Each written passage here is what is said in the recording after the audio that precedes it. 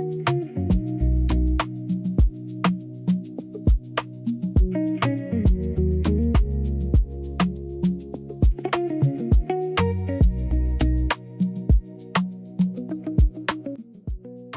in my bag? ဒီနေ့ဒီရက်တကယ်ချင်းနှစ်ယောက်ကအပြင်သွားတိုင်းအိမ်ထဲမှာဗာပစ္စည်းယူရလေးရှိလဲဆိုတော့ပြပေးသွားပါမယ်။ ဒါဆိုကျမရင်ပြမယ်နော်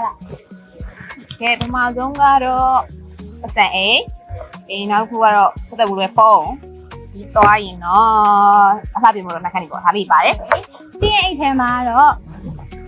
ဒီတန်ခါလေးပါတယ်။ရာသီကပူတော့ပေါ့နော်။ပြီးလို့ရှိရင်တော့ဒီနှက်ခမ်းနေလေးပါတယ်။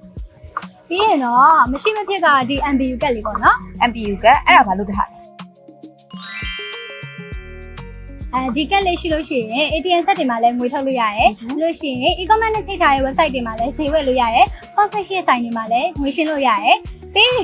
wallet တွေလည်း cash in လုပ်လို့ရတယ်ပြီးတော့အခုဆောင်နိုင်လည်းလုပ်လို့ရတယ်လေအများကြီးလုပ်လို့ရတာပဲเนาะဟုတ်တယ်ဒီကက်တက်တဲ့နဲ့ဆိုရင်အများကြီးလုပ်လို့ရတယ်အဲကြောင့်မို့နည်းနည်းဒီကက်တော့ဆောင်ထားလိုက်တော့เนาะ okay လုပ်ထားလိုက်တော့မယ်အဲ့ဆို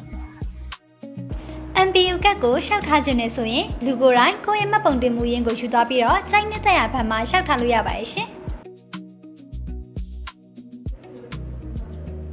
ပေးချင်လွယ်ကူ MPU